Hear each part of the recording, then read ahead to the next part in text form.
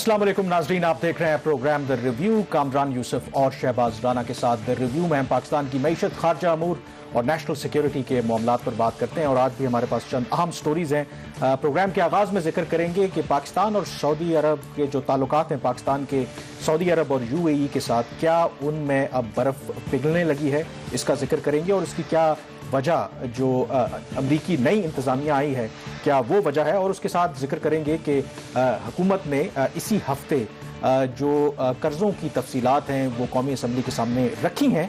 और सरकारी अदाद शुमार के मुताबिक मैं, आप, हम सब, हर फर्द जो पाकिस्तानी इस वक्त 1,75,000 रुपए का मकरूज है। और इसमें एक और जो अहम एलिमेंट है कि माजी की रिपोर्ट्स के बरक्स कुछ ऐसी तफसीलात हैं जो हुकूमत ने मुंतखब नुमाइंदों के सामने नहीं रखी, उसका भी जिक्र करेंगे। और आखिर में थोड़ा सा सी पैक पर बात करेंगे। लेकिन प्रोग्राम का आगाज़ शहबाज, जिक्र वही पाकिस्तान के जो सऊदी अरब और यूएई के साथ ताल्लुकात हैं, कुछ उसके अंदर मेरे ख्याल में पॉजिटिव पेशरफ्त हुई है। जो कर्जा ड्यू था पिछले महीने, वो अब इन दोनों ममालिक ने वापस नहीं लिया, तो there is something positive for Pakistan. हाँ जी कामरान, आपके अल्फाज में एक अच्छी खबर से आगाज़ करते हैं। पाकिस्तान के लिए अच्छी खबर है फॉर द टाइम बीइंग। सबसे अच्छी खबर तो ये होनी चाहिए कि हमें शायद इस तरह के कर्ज़ों की ज़रूरत ना पड़े। लेकिन हम इसी द रिव्यू के प्लेटफॉर्म से अवाम को बता चुके हैं कि जब पीटीआई की हुकूमत इक़्तिदार में आई तो उसने कुछ 6.2 अरब डॉलर पैकेज की डील की थी सऊदी अरब के साथ और 6 अरब डॉलर की मुत्तहिदा अरब अमारात के साथ। ये 3 साल का पैकेज था, लेकिन वक्त से पहले ही ख़त्म होना शुरू हो गया। और इसकी जो आखिरी एक किस्त रहती थी 1 अरब डॉलर की सऊदी अरब की, वो 24 जनवरी को पाकिस्तान ने वापस करनी थी। जो हमारे ज़राए ने भी हमें बताया कि वो पैसे वापस नहीं गए। इसी तरह मुत्तहिदा अरब अमारात ने भी 2 अरब डॉलर पाकिस्तान को दिया था, उसमें से भी 1 अरब डॉलर 24 जनवरी को ही वापस जाना था, वो भी वापस नहीं गया। लेकिन कामरान, इसकी जो असल जो वजह वो तो गालिबन आपको पता होगी ना। ये तो मैंने बता दी, मेरे ख्याल में 2 अरब डॉलर वापस नहीं गए। बिल्कुल आप सही कह रहे हैं। और उसकी 2-3 मेरे ख्याल में वजूहात हैं। लेकिन एक जो वजह है जो बज़ाहिर नज़र आ रही है कि क्यों अब पाकिस्तान के सऊदी अरब और यूएई के साथ जो ताल्लुकात हैं वो उस तरीके से बहाल हो रहे हैं। तो 2 रोज़ पहले जो अमेरिका के सदर जो बाइडन नए सदर हैं, उन्होंने अपनी जो पहली खारजा पॉलिसी की तरजीहात है उसका उन्होंने ऐलान किया। और उसमें उन्होंने यमन जंग के हवाले से क्या कहा, आइए पहले वो सुनते हैं। जी, अमरीकी सदर जो बाइडन बड़ा वाज़े तौर पर कह रहे थे कि अमरीका की जो भी इससे पहले यमन जंग के हवाले से वो मदद कर रहे थे, दिफाई तौर पर और हथियार फराम कर रहे थे, अब वो ख़त्म कर रहे हैं। और शहबाज, ये उनकी इलेक्शन जो कैंपेन थी उसका एक वादा है। और अगर आप माजी में जाएं, अब आप ये कह रहे होंगे कि इससे पाकिस्तान का क्या लिंक है। अगर पाकिस्तान के सऊदी अरब और यूएई के साथ ताल्लुकात अगर उसमें हिकअप आया तो वो पहली दफ़ा 2015 में ही आया, जब सऊदी अरब ने आपसे मदद मांगी कि आप अपनी अफवाज वहाँ पर भेजें। हम उस मामले को पार्लियामेंट में ले गए और पार्लियामेंट ने इनकार कर दिया। उन्होंने कहा कि हमें न्यूट्रल रहना चाहिए, तो हमारे ताल्लुकात ख़राब हुए। दूसरी वजह वो ही जब कुआलालंपुर समिट में हमने कमिट किया, हमारे जो सऊदी अरब थे वो नाराज़ हुए हमसे कि आप टर्की, कतर, ईरान और मलेशिया के साथ मिलकर एक नया इस्लामी ब्लॉक बनाना चाह रहे हैं। और जो तीसरा फैक्टर था वो ट्रंप जो इंतज़ामिया के जो आखिरी जो महीने थे उसमें आपने देखा होगा कि मिडल ईस्ट की जो पॉलिसी है इजराइल की तरफ, उसमें बहुत बड़ी शिफ्ट आई। और उसकी वजह से पाकिस्तान के ऊपर बहुत ज़्यादा दबाव था कि हम भी इजराइल के हवाले से अपनी पॉलिसी में कोई लचक पैदा करें। और वो एक वजह बनी। ये 3 वजूहात बड़ी थी और आखिरी ये वजह थी। अब जो आपने जिक्र किया कि ये चेंज क्यों आया कि उन्होंने कर्जा अब हमसे वापस नहीं ले रहे फॉर द टाइम बीइंग, उसकी वजह यही है कि जो नए अमरीकी सदर आए हैं वो मिडल ईस्ट की पॉलिसी को रिव्यू कर रहे हैं। यमन जंग से आप देखिए उन्होंने अपने आप को विड्रॉ कर लिया है। अब वो कह रहे हैं कि वो मीडिएशन का रोल प्ले करेंगे। और वो रूट कॉज थी यमन जंग, जिसकी वजह से हमारे ताल्लुकात में कुछ खराबी पैदा हुई। तो पाकिस्तान के जो सिफारती हल्के हैं इसको बड़ी मस्बत डेवलपमेंट देख रहे हैं और उनको लग रहा है कि इस शिफ्ट के बाद पाकिस्तान के जो सऊदी अरब के साथ ताल्लुकात हैं, शायद जो माजी की तरह एक गर्मजोशी थी उसमें वापस आने का इम्कान। चलो, ये तो एक अच्छी चीज़ होगी कि हमारी फॉरेन पॉलिसी के भी मामला कुछ बेहतर हो जाएंगे। और वक्ती तौर पर हुकूमत को ये रिलीफ नाज़रीन मिल गया कि हमने जो पैसे 2 अरब डॉलर वापस करने थे वो अभी फिलहाल हम वापस नहीं कर रहे, तो एक अनसर्टेनिटी थी वो ख़त्म हो गई। लेकिन दूसरी जो बड़ी चीज़ है जिसके ऊपर हम आज बात करेंगे, वजारत ख़जाना ने नेशनल असम्बली के अंदर 2 पॉलिसी स्टेटमेंट जमा करवाई हैं। एक है फिस्कल पॉलिसी स्टेटमेंट और एक है डेट पॉलिसी स्टेटमेंट। इसके मुताबिक पाकिस्तान के अंदर जो इस वक्त कर्जों की सूरत हाल है वो काफ़ी बिगड़ती जा रही है। और हर पाकिस्तानी शख्स जो आज से 2 साल पहले सिर्फ 1,20,000 रुपए का मकरूज था, क्योंकि आपका जितना कर्जा होता है उसको आप डिवाइड कर देते हैं पूरी पॉपुलेशन के ऊपर, तो वो जो अब शरह है वो बढ़कर कर्जों की वो 1,75,000 रुपए फीकस होगी। इसका मतलब ये है कि हर पाकिस्तानी मजीद 46% مقروض ہو گیا ہے. اور یہ انڈیکیٹر اس لیے لیا جاتا ہے کہ مجموعی قرضے کا جب آپ کہتے ہیں کہ کیوں مقروض ہوا ہے, یہ حکومت, ایک عام شخص کا اس قرضے سے کیا لینا دینا ہے. یہ قرضہ ایونچولی آپ نے اور میں نے واپس کرنا ہے, ہمارے اوپر نئے ٹیکسز لگتے ہیں اور وہ ہم سے ٹیکس لے کے یہ قرضے واپس ہوتے ہیں. لیکن یہ قرضے کیوں بڑھ رہے ہیں, یہ بہت بڑا سوالیہ نشان ہے. اس کا بھی اس رپورٹ کے اندر ماضی میں ذکر ہوتا رہا کہ قرضے کیوں بڑھ رہے ہیں, اس کی وجوہات دی جاتی تھیں. لیکن کامران اس دفعہ کچھ ماضی سے بالکل برعکس ہو گیا. بالکل برعکس ہوا ہے. اور لیکن ایک بات ہے کہ دیکھیں, آپ کا ظاہر ہے کہ جس طرح ہر انڈیویجول کا قرضہ بڑا ہے, لیکن آپ کو ایڈوانٹیج یہ ہے کہ آپ کی آمدن میں بھی میرے خیال میں 2 سالوں میں کافی اضافہ ہوا ہے. تو نقصان تو ہم جیسے لوگوں کا ہوا ہے جن کی آمدن بھی نہیں بڑھی اور حکومت نے بلا وجہ قرضہ بھی ہم پہ ڈال دی ہے. لیکن یہ دیکھیں, اس میں کامران جو اصل چیز ہے نا, ایک تو یہ مسئلہ پہلی دفعہ نہیں ہوا, یہ جو ڈیٹ رپورٹ کا ایشو آتا ہے نا. جب پی ایم ایل این کی حکومت تھی تو اسحاق ڈار صاحب نے, اس وقت چونکہ قرضے بہت زیادہ بڑھ رہے تھے, تو اس وقت کی وزیر خزانہ نے جو قرض کی تعریف تھی اس کو 2 دفعہ اس میں تبدیلی کر دی تھی. تو میں نے اس وقت رپورٹ کیا تھا کہ کس طرح قوانین میں تبدیلیاں کر کے قرضوں کو کم دکھا رہے. اس حکومت نے ایک انوکھا کام کیا ہے, انہوں نے کہا قرضہ ہم بے تحاشا بڑھائیں گے, اس کی آپ پرواہ نہ کریں, لیکن ہم آپ کو بتائیں گے نہیں. مطلب یہی میں چیز پوچھنا چاہ رہا تھا کہ یہ گورنمنٹ تو ابھی میں 2 روز پہلے بھی سن رہا تھا وزیر اعظم عمران خان کے پارلیمنٹ کو ہم امپاور کرنا چاہتے ہیں اور پارلیمنٹ ہی وہ فورم ہے. تو آپ کی میں رپورٹ دیکھ رہا تھا کہ ماضی کے برعکس انہوں نے بہت سی انفارمیشن غائب کر دی ہے جو رپورٹ پیش کی ہے, اس کی کیا وجہ اور وہ کون سی انفارمیشن ہے؟ اچھا دیکھیں, اس میں 2-3 بنیادی چیزیں ناظرین. سب سے پہلی بات یہ کہ جو fiscal responsibility and debt limitation act 2005 یہ پارلیمنٹ نے ہی اپروو کیا تھا آج سے کوئی تقریباً 16 سال پہلے. اور اس کا بنیادی مقصد یہ تھا کہ ملک کے اندر جو بڑھتے ہوئے قرضے اس وقت بھی اس کو کم کرنا, اور کیسے کم کرنا اس کا ایک طریقہ کار دیا گیا تھا. اور 1 سال کے اندر جو قرضوں کی صورتحال, ملک کے مالی معاملات کی صورتحال, اس کے حوالے سے پارلیمنٹ کو ہر سال 31 جنوری تک ایک رپورٹ جمع کروانا فسکل پالیسی کی اور دوسری ڈیٹ پالیسی کی. یہ رپورٹ کیا کہتی تھی, اس رپورٹ کے تحت حکومت کو کیا کرنا تھا, فسکل پالیسی کا جو قانون ہے وہ کیا کہتا ہے, بریفلی ہم آپ کے سامنے رکھ دیتے ہیں. اس کے مطابق جو آپ کا جو قانون ہے 2005 والا, پالیسی کے مطابق جی ڈی پی کے تخمینے کے مطابق کل عوامی قرضوں کے اہداف کو پورا کرنے میں وفاقی حکومت کی کامیابی یا ناکامی جو بھی صورتحال 1 سال میں ہوئی اس کا پارلیمنٹیرینز کو بتانا, ملکی اور بیرونی ملکی قرض لینے کی حکمت عملی کا اندازہ لگانا اور جو پارلیمنٹ کو اس کے حوالے سے مشورہ دینا, پاکستان کا غیر ملکی کرنسی میں جو قرضہ ہے اس کے اثرات کا جائزہ لینا, وفاقی حکومت کی طرف سے جاری کردہ حکومتی قرضوں کی ضمانتوں سے متعلق معلومات فراہم کرنا, اور پاکستان کے ذمہ جو تمام ملکی اور غیر ملکی اس کے ذمہ قرضے ہیں اس کی تفصیلات دینا, عوام اور بیرونی قرضوں میں رجحانات کا تجزیہ اور قرض میں کمی کے حصول کے لیے اٹھائے گئے اقدامات کا بھی پارلیمنٹ کو بتانا. قانون کی جو پارلیمنٹ نے ایک قانون بنایا تھا اس کی تعمیل میں حکومت کو کیا کرنا تھا, جو قانون کا تقاضا اس کے مطابق جو وفاقی مالیاتی خسارہ ہے وہ ایک خاص حد تک نہیں بڑھنا چاہیے, اگر بڑھ جائے تو اس کی وجہ بتانا. اور اسی طرح جو حد مقرر کی گئی تھی وہ 4% ہے. مالی سال 2017-18 میں ایک اور جو ایک ریکوائرمنٹ تھی وہ یہ تھی کہ آپ نے جو قرضہ ہے پاکستان کے اوپر وہ جو جی ڈی پی کا حجم ہے اس کا 60% کے برابر ہونا چاہیے تھا, اگر وہ نہیں ہے تو اس کی کیا وجہ ہے وہ عوام کو اور پارلیمنٹ کو بتانا. اور لاسٹلی اس کے اندر ایک جو ناظرین امپورٹنٹ چیز اور بھی تھی کہ اگر یہ آپ ساری چیزیں نہیں کر رہے تو اس کی وجوہات اور فردر جو ایک پلان تھا اس کو ڈسکس کرنا. لیکن کامران یہ وہ ریکوائرمنٹس تھی, اب حکومت نے کیا کیا, دس از ویری امپورٹنٹ. بجائے اس کے کہ یہ ساری اپنی ریکوائرمنٹس پوری کر دے, ابھی جو 2 پالیسیاں پارلیمنٹ کے سامنے رکھی گئی ہیں اس میں ناظرین بہت اہم جو تفصیلات ہیں وہ غائب کر دی گئی ہیں. اور یہ ایک ایسا عمل ہے, میرا خیال اس کے اوپر پارلیمنٹ کو بھی نوٹس لینا چاہیے کہ جو 2005 کا قانون ہے اس کے اوپر جو ایک پابندی تھی وزارت خزانہ کے اوپر کچھ انفارمیشن فراہم کرنے کی, وہ کیوں فراہم نہیں ہوئی, کس قسم کی انفارمیشن غائب کر دی گئی ہے.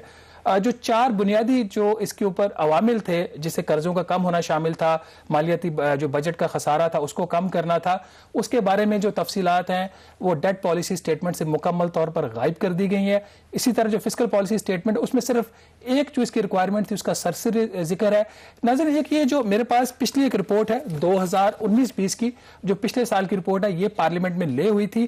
اس کے اندر اس وقت کی جو رپورٹ ہے اس کا پیج 9 ہے, اس کے بہت ہی اہم ایک ٹیبل دیا گیا تھا اس رپورٹ کے اندر. یہ ٹیبل غائب کر دیا گیا تھا. ٹیبل کس چیز کے متعلق تھا, پاکستان کا جو غیر ملکی قرضہ بڑھ رہا تھا اس کے حوالے سے تھا کہ غیر ملکی قرضہ بڑھ رہا ہے تو آپ کی جتنی برآمدات ہیں اس کے کتنے برابر ہے, آپ کے جو ریونیوز ہیں اس کے کتنے برابر ہے. لیکن یہ ساری تفصیلات عوام سے اور پارلیمنٹیرین سے غائب کر دی گئی ہیں. ناظرین یہاں پہ ہم ایک چھوٹی سی بریک لیں گے, جب بریک کے بعد واپس آئیں گے تو ہم پوچھیں گے ڈائریکٹر جنرل ڈیٹ سے وزارت خزانہ کی آخر کیا وجہ تھی کہ آپ کو یہ ساری انفارمیشن یہاں سے غائب کرنا پڑی. Stay with us. جی پروگرام دی ریویو میں ایک دفعہ پھر آپ کو خوش آمدید کہتے ہیں. ہمیں لاہور اسٹوڈیو سے جوائن کر چکے ہیں عبدالرحمان وڑائچ صاحب. یہ ڈائریکٹر جنرل ڈیٹ آفس ہیں وزارت خزانہ میں. تو بہت شکریہ وڑائچ صاحب پروگرام میں تشریف لانے کے لیے. یہ جو حکومت نے fiscal and debt policy statement جو پیش کی ہے قومی اسمبلی کے دوران کے سامنے, اس میں انٹرسٹنگ جو ایک ایسپیکٹ ہے کہ ماضی کے برعکس جو رپورٹس پیش کی جاتی رہی ہیں, اس دفعہ جو سرکاری اعداد و شمار ہیں وہ بہت سے غائب ہیں. کیا وجہ ہے اس کی؟ جناب, آپ نے دیکھا ہوگا کہ کوئی 1-2 ماہ پہلے ہم نے ایک بڑا تفصیلی ڈیٹ بلیٹن شائع کیا تھا, اور آپ نے نوٹس کیا ہوگا کہ پچھلے سالوں میں جو ڈیٹ بلیٹن شائع ہوتے تھے ان میں اتنی زیادہ تفصیلات جو ہیں وہ ڈومیسٹک اور ایکسٹرنل بوروئنگ کی اور باقی جو بھی ڈیٹ سے متعلق معاملات ہیں ان کے بارے میں نہیں ہوتی تھیں. تو ہمارا یہ خیال تھا کہ یہ جو اینول ڈیٹ ریویو ہے یا ڈیٹ بلیٹن ہے, یہ اب ایک فلیگ شپ پبلیکیشن کی شکل اختیار کر گیا ہے اور اس میں بے تحاشا تفصیلات موجود ہیں.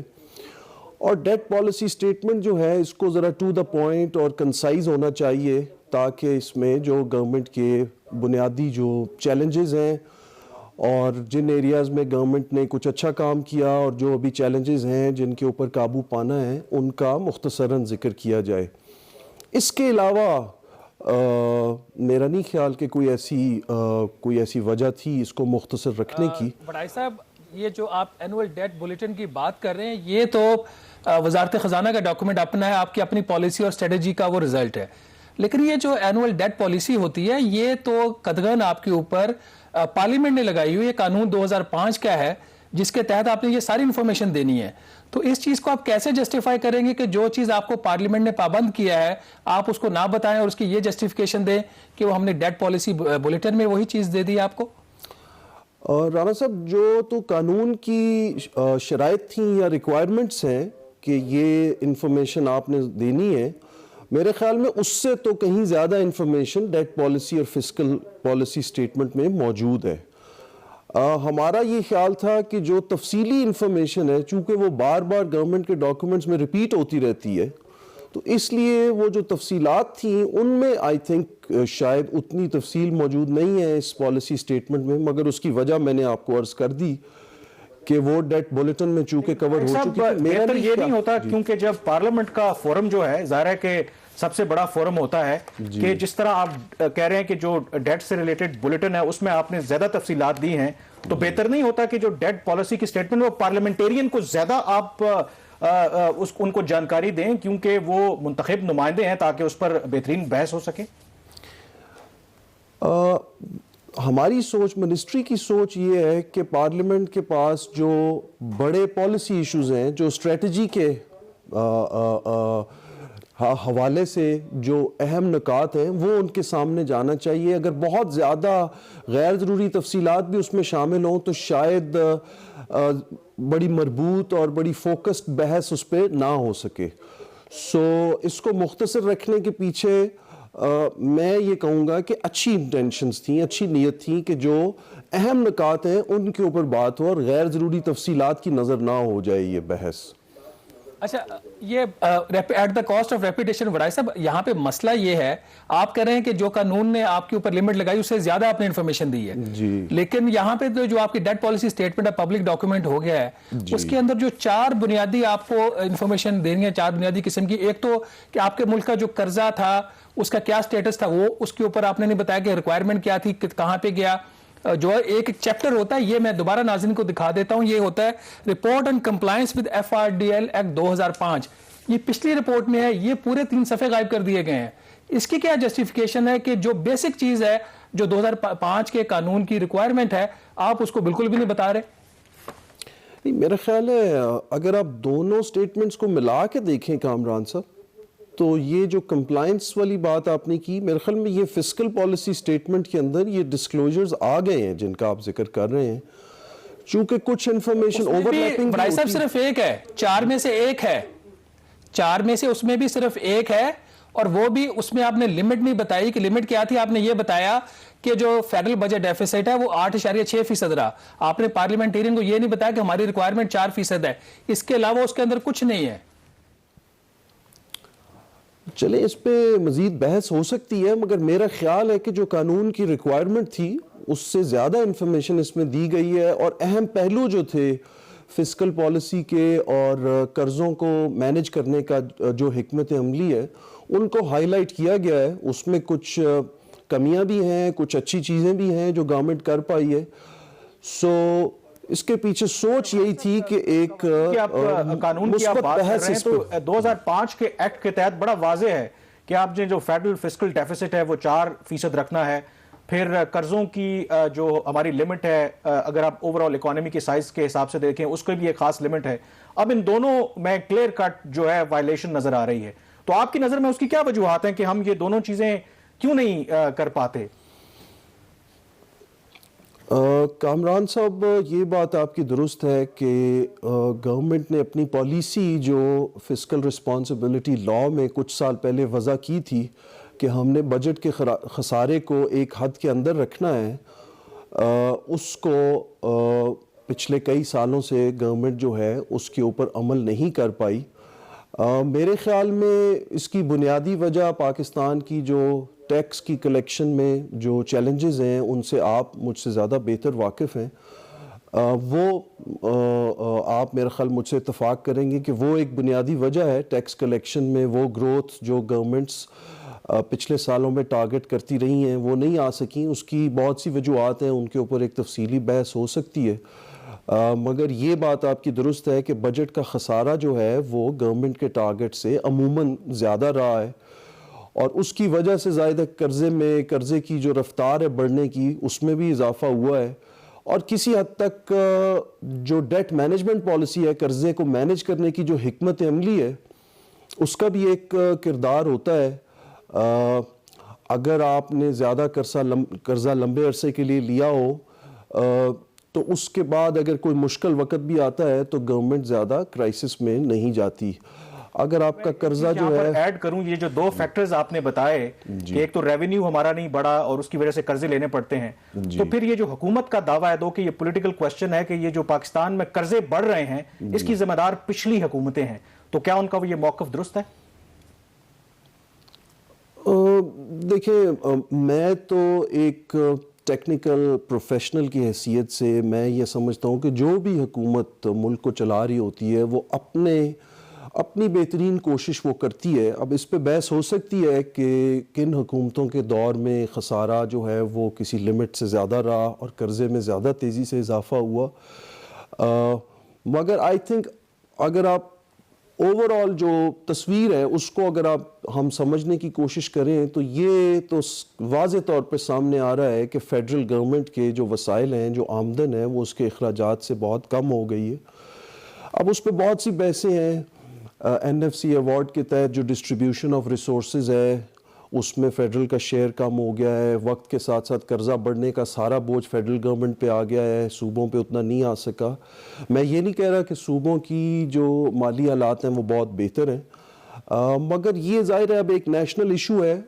میں اس بحث میں نہیں پڑھوں گا کہ پچھلی گورنمنٹ کا کتنا اس میں ذمہ داری تھی اور موجودہ حکومت کی کتنی تھی. البتہ یہ ضرور میں کہوں گا کہ مشکل حالات تھے پچھلے 2-2.5 سال میں جب سے یہ حکومت آئی، اور جو ممکن ہو سکتا تھا وہ حکومت نے کوشش بھی کی. قرضے کی حکمت عملی کے اوپر آپ سوال پوچھئے، میں آپ کو بتاؤں گا کہ ہم نے چیلنجز کے باوجود ہم نے کیا کوششیں کی، اس سے کیا فائدہ ہوا اور کون سی چیزیں شاید ہم ابھی تک نہیں کر پائے جو ہمیں کرنے کی ضرورت ہے.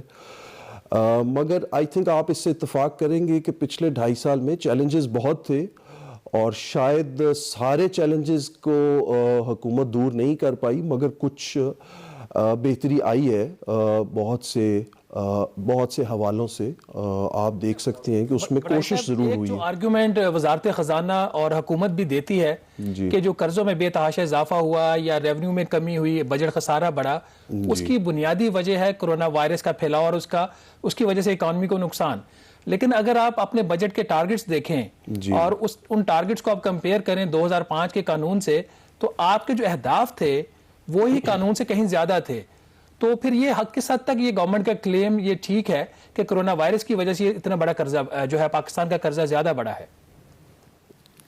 शहबाज साहब, अगर आप नंबर्स देखें तो पिछला जो फाइनेंशियल ईयर या माली साल था उसमें कोरोना वायरस के आने से पहले के जो 7-8 महीने थे, आप इससे इत्तेफाक करेंगे कि उसमें रेवेन्यूज़ की ग्रोथ रीज़नेबल थी। अगर बहुत आउटस्टैंडिंग या बहुत शानदार नहीं थी मगर रीज़नेबल ग्रोथ थी। वो इससे बेहतर हो सकती थी मगर चूंकि एक्सचेंज रेट में भी गवर्नमेंट को बहुत बड़ी एडजस्टमेंट करना थी, एक्सचेंज रेट पॉलिसी जो कुछ सालों से चल रही थी शायद उसको मज़ीद चलाना मुमकिन नहीं था। उसकी वजह से चूंकि इंपोर्ट्स की वजह से बहुत सा टैक्स भी पहले गवर्नमेंट को मिल रहा था और इंपोर्ट्स में जब स्लो डाउन आया तो वहाँ से टैक्स की इतनी ग्रोथ नहीं आ सकी। लेकिन आप इससे इत्तेफाक करेंगे कि मुल्क के अंदर से जो टैक्स इकट्ठे होता है, सेल्स टैक्स और इनकम टैक्स, उसमें एक अच्छी ग्रोथ मौजूद थी। सो इस पे बहस तो हो सकती है कि कोरोना का इफेक्ट कितना था, लेकिन मेरे ख्याल आप इस बात से इत्तेफाक करेंगे कि कोरोना कोविड के आने की वजह से एक बहुत बड़ा धचका गवर्नमेंट को लगा। आपसे करना है, देखें पूरी दुनिया में जाहिर है कि कर्जे लिए जाते हैं। पाकिस्तान में ये भी एक बहस होती है कि अगर इस गवर्नमेंट को भी देखें तो कोई 12,000 अरब रुपए हमारे कर्जों में इजाफा हुआ है। लोग ये भी सवाल करते हैं कि हम इतना कर्जा ले रहे हैं तो ये पैसा जा किधर रहा है, ग्रोथ हमारी हो नहीं रही, कोई मेगा प्रोजेक्ट्स लग नहीं रहे। तो आप जरा इस पे रोशनी डालेंगे, ये पैसा कहां जा रहा है? ये बात आपकी किसी हद तक दुरुस्त है कि पिछले कुछ अरसे में जो कर्जे में ज़्यादा इजाफा हुआ और ये मौजूदा हुकूमत के मुख्तलिफ ओहदेदार टीवी पे आके भी ये बताते रहते हैं कि उसकी एक बहुत बड़ी वजह जो पहले से कर्जा हम ले चुके हैं उसके ऊपर जो हमें मुनाफा या सूद देना पड़ता है, ज़्यादा नया कर्जा हमें उसके लिए लेना पड़ रहा है और बहुत थोड़ा कर्जा ऐसा है जिसको हम तरक्याती कामों पे खर्च कर पाते हैं। और यही वो मुश्किल हालात हैं या चैलेंजेस हैं जिनका मैं जिक्र कर रहा था। और इससे निकलने के लिए ज़ाहिर है हमें दोनों तरफ से कोशिश करनी है। कर्ज़ों को मैनेज भी हमने अच्छे तरीके से करना है, हमने कोशिश करनी है कि बहुत ज़्यादा हमारी जो कर्ज़ा लेने की जो हमारी कॉस्ट ऑफ बोरोइंग है, जिस शरह पे हम कर्ज़ा लेते हैं उसमें बहुत ज़्यादा इजाफा ना हो। वड़ाई साहब, आपका बहुत बहुत शुक्रिया आपके वक्त का। नाज़रीन, उनका ये मानना है कि हुकूमत ने डिफॉर्मेशन पार्लियामेंट को कानून के मुताबिक देनी थी, वो उन्होंने दी है। अब ये किस हद तक ये पार्लियामेंट इससे सेटिस्फाई होती है यानी ये बात की बात है। और दूसरा, जो मुल्क के बढ़ते हुए कर्जे हैं उसमें उनका दोनों बातें थी कि कुछ हुकूमत की इसमें कामयाबियां भी हैं, कुछ नाकामयाबियां हैं। यहाँ पे हम एक छोटी सी ब्रेक लेंगे, ब्रेक के बाद वापस आएंगे तो बात करेंगे कि आखिर क्यों चाइना पाकिस्तान इकोनॉमिक कॉरिडोर के ऊपर मामला आगे नहीं बढ़ रहे। Stay with us.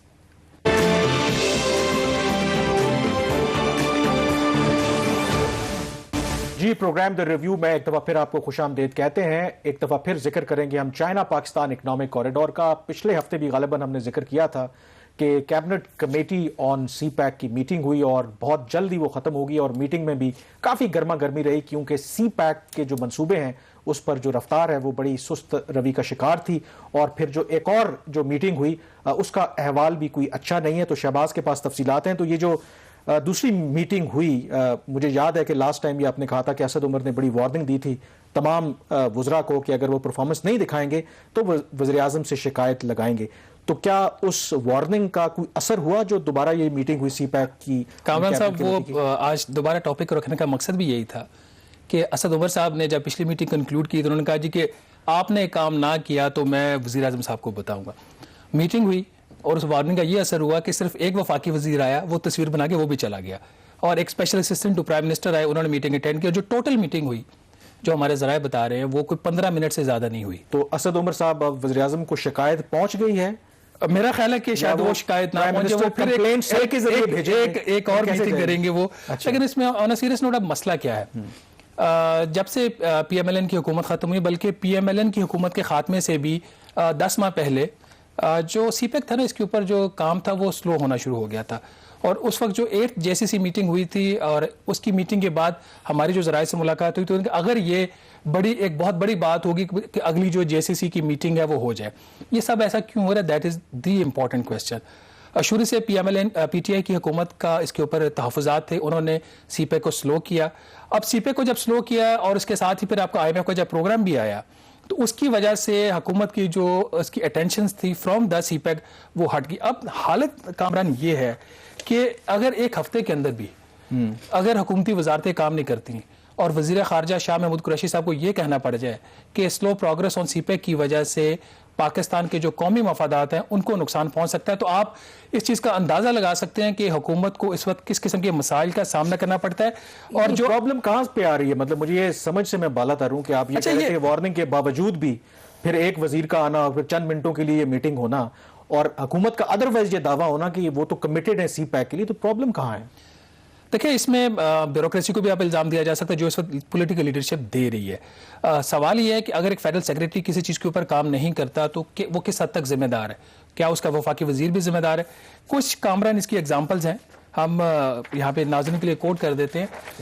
ناظرین جو میٹنگ ہوئی اس ہفتے اور جو پچھلے ہفتے کی میٹنگ دونوں کے درمیان، جو سی پیک اتھارٹی تھی اس نے سی پیک کی کابینہ کمیٹی کی ہدایات کی روشنی میں جو مختلف وفاقی وزارتیں اور صوبائی حکومتیں ان سے رابطے کیے کہ یہ جو مختلف پروجیکٹس ہیں ان کے اوپر کام جو ہے وہ سلو ہے، تو آپ ہمیں بتائیں کہ اس کا وے فارورڈ کیا ہے، اگر کوئی مسئلہ ہے تو اس کی سمری لے کے آئیے.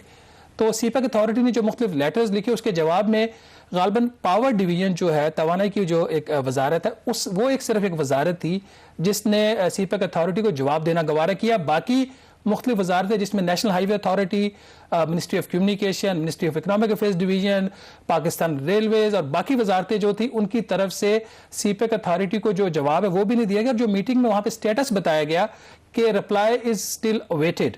یاد رہے کہ جو سی پیک اتھارٹی کے چیئرمین ہے وہ ایک ریٹائرڈ لیفٹیننٹ جنرل ہے، کوئی عام بیوروکریٹ نہیں ہے وہاں پہ. اور جو سی پیک کی کابینہ کی کمیٹی ہے اس کو جو چیئر کرتے ہیں وہ اسد عمر ہیں جو نہ صرف پلاننگ منسٹر ہے بلکہ وہ پی ٹی آئی کے اندر بھی بہت ان کا ایک اثر و رسوخ ہے. یہ ایک ساری صورتحال، ان ساری صورتحال کی روشنی میں جو مختلف منصوبے ہیں بہت معمولی چیزیں ہیں. یہ پچھلی میٹنگز میں ہمیں بھی اس کا ذکر کر چکے ہیں کہ یہ اگر آپ نے ایک منصوبہ آپ کا مکمل ہو چکا ہے اس کی کاغذی کاروائی تک مکمل نہیں ہو رہی. کامران اس میں جو ایک امپورٹنٹ چیز ہے نا، گوادر کے اوپر بہت زیادہ فوکس ہے. گوادر کے جو پروجیکٹس ہیں اس کے اوپر بھی جو اس کا سب سے بڑا منصوبہ ہے ایسٹ بے ایکسپریس وے کا، اس کے اوپر 3 پل بننے، اس کا ایک ڈیزائن کی دوبارہ اپروول ہونی ہے، وہ اپروول نہیں ہو رہی. گوادر کی باقی جو اس کے پروجیکٹس ہیں، پانی کا منصوبہ، اس کے اوپر پھر جو ہم نے پچھلی میٹنگ میں بھی ذکر کیا تھا کہ وہاں پہ جو انوائرمنٹ پروٹیکشن ایجنسی ہے اس نے اس کو ابھی تک نہیں دیا. چھوٹے چھوٹے مسائل ہیں جن کو اگر گورنمنٹ کی ول ہو تو بیوروکریسی اگر کام نہیں بھی کر رہی تو کام ہو سکتا ہے.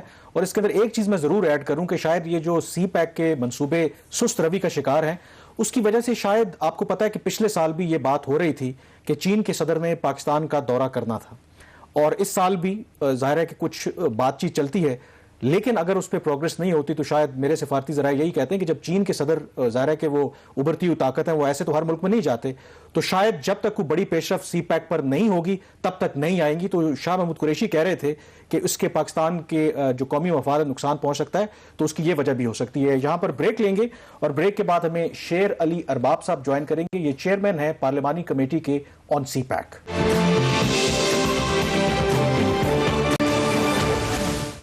جی پروگرام دی ریویو میں ایک دفعہ پھر آپ کو خوش آمدید کہتے ہیں. چائنا پاکستان اکنامک کوریڈور پر مزید بات کرنے کے لیے ہمارے ساتھ اس وقت اسکائپ پر موجود ہیں شیر علی ارباب صاحب. یہ چیئرمین ہیں پارلیمانی کمیٹی آن سی پیک. یہ مشترکہ کمیٹی ہے نیشنل اسمبلی اور سینٹ کی، اس میں گورنمنٹ کے اور اپوزیشن کے دونوں لوگ موجود ہیں، ان کو یہ ہیڈ کرتے ہیں.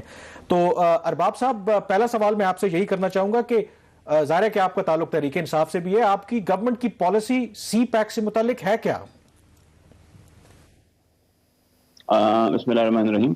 گورنمنٹ کی پالیسی تو وہی یہی ہے کہ جو انیشیٹیوز پچھلی حکومتوں سے آئے ہیں ان کو پش کریں، اور جو نئے انیشیٹیوز ہیں جو فیز 2 ہے اس میں جو انڈسٹریلائزیشن ہے اسپیشلی، اور جو انویسٹمنٹس ہیں اور جو انڈسٹری ریلوکیشن ہے اور گوادر ہے، اس کو بھی اسٹریم لائن کرے اور اس کو آگے لے کے جائے. اچھا، اس میں علی ارباب صاحب اس میں اگر آپ 2 سال کی حکومت کی کارکردگی دیکھیں، وہ جو تقریباً 21 یا 22 منصوبے تھے جو انڈر امپلیمنٹیشن تھے، اس میں سے 11 منصوبے ایسے ہیں جن کے اوپر بہت ہی سلو پروگرس ہے، اور فیز 2 کے اندر بھی ابھی تک کوئی خاطر خواہ کامیابی نہیں ہوئی. تو ایک طرف آپ کی پالیسی ہے اور دوسری طرف اس کی امپلیمنٹیشن ہے، اس کے اندر گیپ کیوں ہے؟ دیکھیں، ایک تو 21 جو ہے مجھے ایگزیکٹلی نہیں پتا کہ آپ کون سے 21 پروجیکٹس کی بات کر رہے ہیں، لیکن اس میں 2 چیزیں ہیں. یا تو آپ اس کو کوالٹیٹیولی دیکھیں گے یا آپ اس کو کوانٹیٹیولی دیکھیں گے. اگر ہم انڈسٹریلائزیشن کے اوپر بات کریں یا اسپیشل اکنامک زونز کے اوپر بات کریں تو فی الحال ہمارے جو 2 اسپیشل اکنامک زونز ہیں ان کا وہ تقریباً امپلیمنٹیشن کی طرف اور انویسٹمنٹس کی طرف جا رہے ہیں. جو ہمارا تیسرا اسپیشل اکنامک زون ہے دھابی جی، وہ بھی تیزی سے اس پہ بھی کام جاری ہے. بوستان پہ بھی کام جاری ہے، اس کو تھوڑا سا اس میں پش کرنے کی ضرورت ہے. سو بیکاز سی پیک کا پورٹ فولیو اتنا وسیع ہوتا ہے کہ آپ ہر جگہ ایپل اور اورنجز والا اس کو آپ ٹپیکل پروجیکٹ موڈ میں نہیں دیکھ سکتے. ہاں یہ آئی وڈ سے کہ جتنا ہمیں چاہیے یا جتنا ضرورت ہے شاید اس مومنٹم میں ہم نہیں جا رہے. آلدو میرا اپنا یہ خیال ہے کہ مومنٹم تھوڑا سا پہلے سال سے بڑا ہے، لیکن we need to push it even further. اچھا، یہ آپ نے یہ جو پوائنٹ ہائی لائٹ کیا کہ آپ ایکنالج بھی کر رہے ہیں کہ جو مومنٹم ہونا چاہیے تھا سی پیک پروجیکٹس کا آپ کی گورنمنٹ میں اس طرح سے نہیں ہوا، تو اس کی کیا وجہ ہے؟ کیا بیوروکریٹک ہرڈلز ہیں یا کوئی پولیٹیکل ریزننگ بھی ہے؟ کیونکہ لوگ یہ بھی سوالات کرتے ہیں کہ شاید آپ کی گورنمنٹ شاید اتنی کین نہیں ہے سی پیک پروجیکٹس کے حوالے سے، کچھ اور بھی ریزنز ہیں.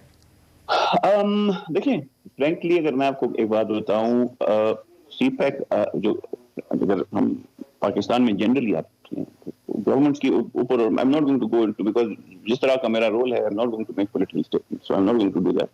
لیکن میں جو آپ کو یہ بتا رہا ہوں کہ چائنیز جو ایگزیکیوشن اسپیڈ ہے یا جو ان کا جو پیس ہے اس کو میچ کرنا یوزلی اٹس ویری ڈیفیکلٹ، اس میں کوئی شک نہیں. اور اٹ از اکراس ہماری دیکھیں بیوروکریسی وہی بیوروکریسی ہے جو باقی پچھلی حکومتوں کے ساتھ بھی تھی اسی اور ہمارے ساتھ بھی ہے. فالو اپ اور پش کرنا اب دیکھیں تھوڑی سی سو وہ والی بات اپنی جگہ، لیکن یہ جو آپ کہہ رہے ہیں کہ پولیٹیکل گو سلو والا، شریف صاحب تو چائنیز کی جو سپیڈ تھی اس کو میچ کر رہے تھے، اسی لیے وہ بڑے پاپولر ہیں، جیل میں بھی ہیں، تب بھی جو ان کے ڈپلومیٹس ہیں ان کو خطوط بھیجتے ہیں، ان کی صحت کے لیے دعا کرتے ہیں. دیکھیں وہ تو کونسل جنرل کا اپنا ایک اوپینین ہو سکتا ہے، اور شہباز شریف صاحب کی speed I am sure because میں ان کی حکومت کے وقت سیاست میں تھا ہی نہیں، سو مجھے فرینکلی کوئی آئیڈیا نہیں. جو سنا ہے وہ اپنی جگہ، لیکن یہی ہے کہ ہماری اور ان کی جو ہے وہ ہے. اور بیچ میں خاص کر پہلے سال میں ہمارے فائنینشیل کنسٹرینٹس تھے، دوسرے سال میں جب چیزیں اسٹریم لائن ہو رہی تھی اور مومنٹم گین ہو رہا تھا تو کووڈ آ گیا. اب انشاءاللہ امید یہ ہے. ارباز صاحب اس میں جو ایک اہم چیز ہے، آپ فرما رہے ہیں کام ہو رہا ہے اور جو پروگرس ہے وہ پہلے سال کی نسبت دوسرے سال وہ زیادہ ہے، تو اگر یہ بات ٹھیک ہے تو شاہ محمود قریشی صاحب جو وزیر خارجہ ہیں ان کو سیکنڈ لاسٹ جو میٹنگ ہوئی ہے سی پیک کی کابینہ کمیٹی کی، ان میں اس کے اندر یہ بات کیوں کہنی پڑی کہ سی پیک کے اوپر سلو پروگرس کی وجہ سے پاکستان کے قومی مفادات کو نقصان ہو سکتا ہے؟ اچھا پہلے تو let me complete my sentence جو آپ نے مجھے انٹرپٹ کیا. بیسک بات یہ ہے کہ جس طرح کہا پہلے سال میں اکنامک ایشوز تھے اور اس میں کوئی شک نہیں ہے، تو prime minister had to go to different countries. دوسرے سال میں جب مومنٹم آ رہا تھا، اور پھر میں شاہ محمود کی بات کی طرف بھی آتا ہوں جو آپ نے کیا ہے. دوسرے سال میں جو ہے جب چیزیں اسٹریم لائن ہونا شروع ہوئی تو کووڈ کی وجہ سے ایشوز آئے، کوارنٹینز آئے، اس کے اندر پروسیجرز ایس او پیز آئے 14 دن اس طرح کے. اب تھوڑی سی اس میں بھی پیس رکا نہیں تھا، چیزیں سلو ہوئی تھی جہاں تک کمیٹی کے جہاں تک ہم اس کو دیکھ رہے تھے. جو شاہ محمود قریشی والی صاحب کی بات ہے اس میں کوئی شک نہیں ہے، جو بھی سرکاری ادارہ سی پیک کے پروجیکٹس کو جو ہے وہ تیزی سے ایگزیکیوٹ نہیں کرے گا، اس میں it will be detrimental to our national cause. Because ہمارا لے دے کہ CPEC is one of the most promising initiatives, اور پوٹینشلی بہت پوٹینشیل ہے اس میں، بٹ اس پوٹینشیل کو ہم نے ریئلائز کرنا ہے اور اس کو ہم نے آگے لے کے جانا ہے، اس میں کوئی شک نہیں. یہ بتائیں کہ پھر اس میں قصور کس کا ہے؟ آپ بیوروکریسی کو الزام دیں گے؟ جیسے شہباز نے ذکر کیا cabinet committee on CPEC جو سیکنڈ اس کی میٹنگ ہوئی وہ چند منٹ ہی جاری رہی ہے، اس میں شیخ رشید صاحب نے کچھ منٹوں کے لیے شرکت کی ہے، کچھ اسپیشل اسسٹنٹ تھے، باقی کوئی آیا نہیں. تو کس کو الزام دیں؟ بیوروکریسی کو دیں یا آپ کی جو یہ بھی کہا جا رہا ہے کہ جو متعلقہ وزارتیں ہیں یا وزیر ہیں وہ بھی سی پیک اتھارٹی سے تعاون نہیں کر رہے؟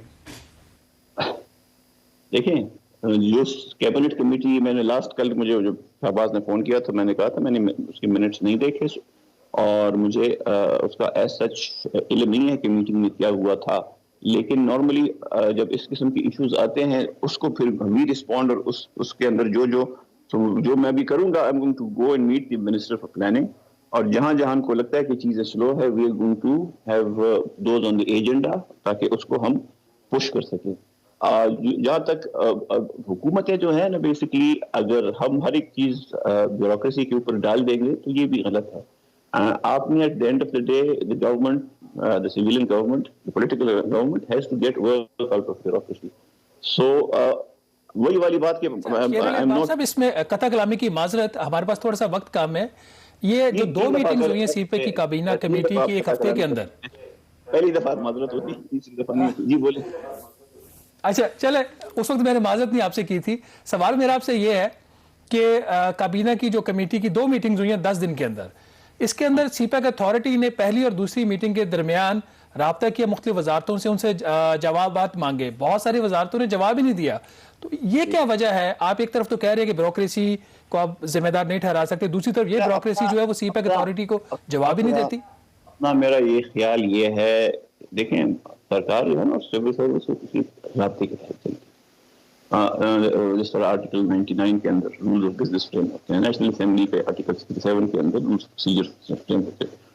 آئی ڈونٹ نو، ابھی تو سی پیک اتھارٹی کا آرڈیننس جو ہے وہ میرے خیال میں تو لیپس ہو چکا ہے، اور جو ابھی جو اس کا بل ہے وہ نیشنل اسمبلی سے پاس ہو چکا ہے. تو جب یہ قومی اسمبلی سے پاس ہوگا، آئی تھنک کہ پھر سول سرونٹس اور بیوروکریسی اس کو زیادہ اچھی طرح سے رسپونڈ کرے گی. دس از مائی پرسنل ویو.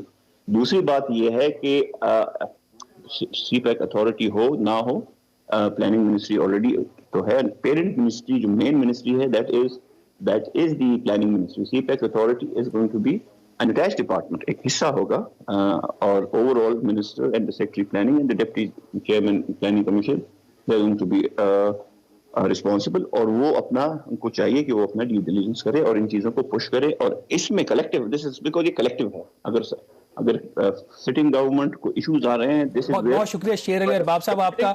آپ نے کہا کہ کام سی پیک کے اوپر آہستہ ہو رہا ہے، امید کرتے ہیں کہ یہ جو پیس ہے یہ بڑھے گا اور فیز 2 جو ہے وہ جلد اس کے اوپر کام شروع ہوگا. اور اس کے ساتھ ہی جو 10th JCC میٹنگ ہے جو پچھلے 3 ماہ سے حکومت کوشش کر رہی ہے کہ وہ ہو جائے، اس کی بھی میٹنگ ہو جائے. ناظرین اس کے ساتھ ہی مجھے اور کامران یوسف کو اجازت دیجیے گا. اللہ حافظ.